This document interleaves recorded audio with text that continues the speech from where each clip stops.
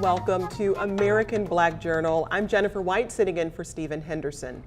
Award-winning broadcaster and New York Times bestselling author Tavis Smiley has a new book out that recounts the last 365 days of Dr. Martin Luther King Jr.'s life. The book is titled Death of a King, and it tells the real story of Dr. King's final year. In the book, Tavis writes about the trials and tribulations that Dr. King experienced leading up to his shocking assassination on April 4th, 1968. Tavis is currently on tour discussing the book, and lucky for us, he included a stop in Detroit. Very pleased to welcome Tavis Smiley to American Black Journal. Thanks so much for being here. Good to see you. Thanks for having me in. Well, I want to first ask you why it was important to stop in Detroit on your book tour. Detroit was not on the original list of book tour stops. I think we're doing 20, 25 cities all in over a 6-week period. But I love Detroit. I grew up just down the road in Indiana, and we used to, whenever we could get away, I'm from a pretty sizable family, and I have 9 brothers and sisters, and these days 31 nieces and nephews. But then it was just the 10 kids and my mom, my dad, my grandmother, who we call Big Mama, so 13 of us in Indiana. Every now and then we'd get away for a couple of days when we could afford it, and we'd always come to Detroit, and I'd always fall asleep in the car on the long ride from Indiana, and I always tell my mom, please wake me up when you see the big tire. When the big tire comes up, please wake me up. So I've been coming here since I was a kid. Love the city of Detroit. Dr. King has a great love affair with the city of Detroit, but I think Detroit is America's ultimate Renaissance city. And I think the message of King's life in many ways is that it's never over. It's not over when people say it's over. They killed King, and we're still talking about him all these years later. And Detroit is not going to die. It's never going to die. I wear a t-shirt that I got here some years ago, and every time I wear it in LA, people say, where'd you get that? Detroit versus everybody. Yeah. I wear that t-shirt all the time. And so it may feel like Detroit is against the world right now, but we're still talking about King. Detroit will not die, and it won't die because it's a spirit. And that spirit has infused this country and infused the world to the extent that we'll always be talking about what Detroit has given the world. So I'd never ever go on tour without coming through Detroit just to hang out. And I live in LA these days, so we don't have a White Castle either. So I got to sneak in some White Castle. We don't have a Dairy Queen. I got to find me some Dairy Queen. Well, so, you're just, yeah, you know. Why do you live in LA, Tavis, at all? Yeah, no, well, if Detroit weren't so bitterly cold in the wintertime, I might be here. But it's a great city, and I never do tours without coming to Detroit. Yeah. Well, let's turn our attention to the book. You have a very special connection to Dr. King. Talk about where that connection started for you. Grew up in Indiana, as I said, and when I was a 12-year-old kid, I wrote about this in one of my earlier books, and so I try not to talk about it too much, but the book does start, as I suspect people would want to know, readers would want to know, why do you love King so much? When I was 12, I was accused of doing something in my church that I had not done. I was never called in for a meeting or a conversation about my pastor or about my mother or father, but my father and mother, who were very respected in our church, were in the church that night, of course, when the pastor got up in front of the entire church and just sort of castigated me and my parents. And again, I was never called in for a conversation. I didn't know what he was talking about, quite frankly. I'm 50 years old now, and still, it was so bizarre that I still don't really have a good sense of what happened and how my name got thrown in this, charade, as it were. But my father lost his temper that night when I got home, and it beat me so severely. I'm a black kid. I know we've been talking about Adrian Peterson of late. So we all been spanked or whipped, what have you. But this was something different that night. My father lost his temper and beat me so severely that I was in the hospital for 2 weeks in traction as a 12-year-old kid. Long story short, I couldn't make sense of the world. I hated my dad. I hated my mom for not stopping my dad. I hated my pastor. I hated everybody at that point. And a deacon at my church, for whatever reason, I don't know, except for God must have laid on his heart, came to me to visit me and brought me a gift. And it was a box. In the box were all these recordings, these LPs of King's speeches. It turns out that my now good friend Berry Gordy of Motown fame had the good sense to send an engineer around to follow Dr. King to record much of what he had to say. And I know a bunch of folk think King only gave one speech in his whole life. Right. I have a dream. But he talked a lot more than that. And Gordy had the good sense to send an engineer around to follow King. Years later, Gordy put out many of these records, and this deacon in my church collected these records. And so for whatever reason, he gave me this gift of this box with all these LPs in it. And when I heard the love in his heart and the hope in his soul, it was so reassuring for me. King is talking to a nation about the power of love, but he might as well have been talking to me. What I heard him saying to me was that, Tavis, you're going to have to find a way to love your way through this. That hatred and bitterness and revenge are not options. You have to find a way to love your way out of this situation. And I fell in love with him at 12 because he was dead, obviously, but he really saved my life. He brought me back to life. And since I was 12, he's been a part of my DNA. I could have written this book a long time ago. But the reason why the book is out now is because I think that King has been so sanitized and so sterilized. We've so deified him in death that we can't come to terms with how we demonized him in the last year of his life.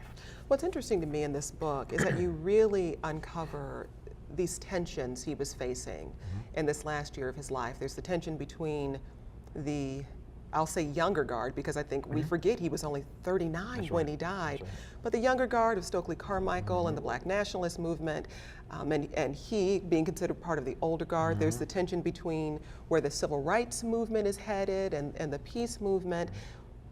Those tensions really tore him apart in that final year of his life. How were you able to recreate what was going on for him on both a philosophical and personal level? First of all, King, it's a brilliant question. I thank you for that. King has three principal biographers. I never do a conversation or conduct a conversation without acknowledging those biographers. Taylor Branch, David Garrow, and Claiborne Carson have done all the heavy lifting. These three brilliant historians have done the heavy lifting that make this book, Death of a King, possible. They bring us the history and the texture, I think, of his life and legacy. What hasn't happened until this book, to your point, is a book that looks at just the last 12 months of his life, April 4, 1967 to April 4, 1968. Why those dates?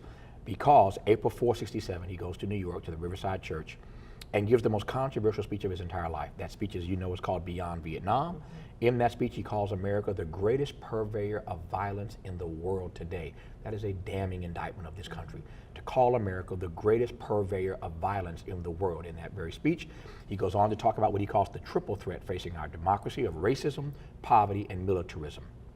Racism, poverty, and militarism. So he gives that speech, and the reward for giving that speech is the next day, everything and everybody turns against him. So to answer your question, in the last year of his life, you used the word tension, good word. In the last year of his life, the tension revolves around King calling America for what she's doing in Vietnam and what she's not doing here at home to deal with racism and poverty. Okay, so he gives a speech on April 4, 67. He's dead, assassinated 1 year to the day later, April 4, 68. But in between those two dates, a lot happens.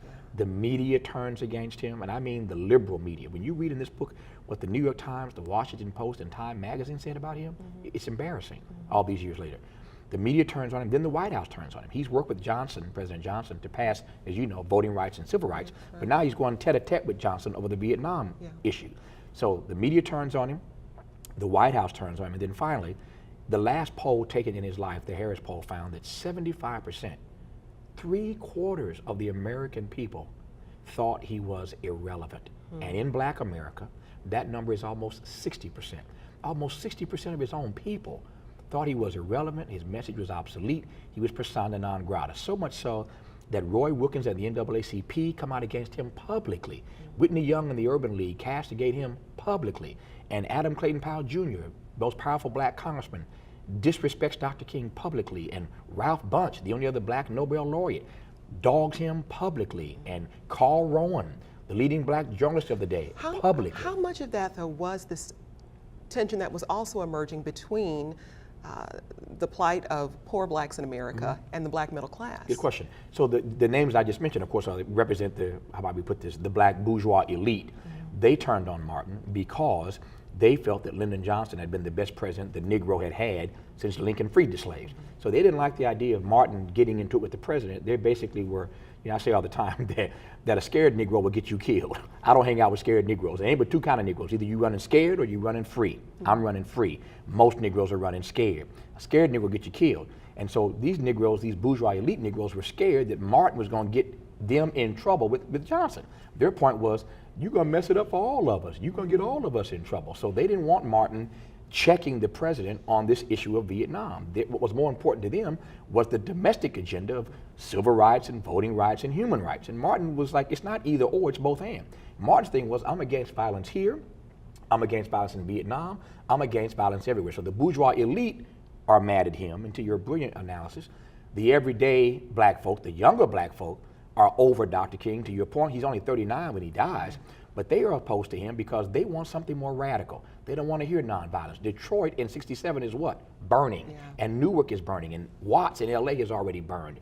So they want something more radical, so they want to hear Black Power and Stokely Carmichael. So they more resonate with Carmichael and H. Rap Brown and Huey P. Newton. So to the younger folk, he's out of step, and to the older Negroes, he's out of touch. So in his own community, he has no constituency. I also thought it was interesting that you put some focus on the tension he felt as a husband and a father, that he's out on the road and fighting for rights, but at the same time he has this family that he feels a need to protect and cherish, but he's not available in the ways that he would want to be. People know that I love Dr. King, as I said many times. I regard him as the greatest American this country has ever produced. I certainly believe he's America's greatest democratic, small d, or America's greatest democratic public intellectual. And yet, I love him so, but this book is not an uncritical analysis of him. He had shortcomings. He was, I say all the time, he was human, not human and divine. He was a public servant, not a perfect servant, so we don't run away from his shortcomings. At the same time, if I had a critique of Martin, there are 2 or 3 things I could critique him on. One of them, to your, again, brilliant analysis, is that he fell short on his family obligations. When Martin King dies, he is so bankrupt that Harry Belafonte, his dear friend, pays for his funeral. So Martin leaves his kids, leaves Coretta without any money, without any insurance policies. He basically, when he won the Nobel Peace Prize, which was a lot of money even back then, he gave all the money away to the organizations that were supporting his work. I mean, lovely guy, but he didn't leave provisions for his family. So I'd have a critique of him on that. So, and I think even if he were here today, he might have a critique of himself.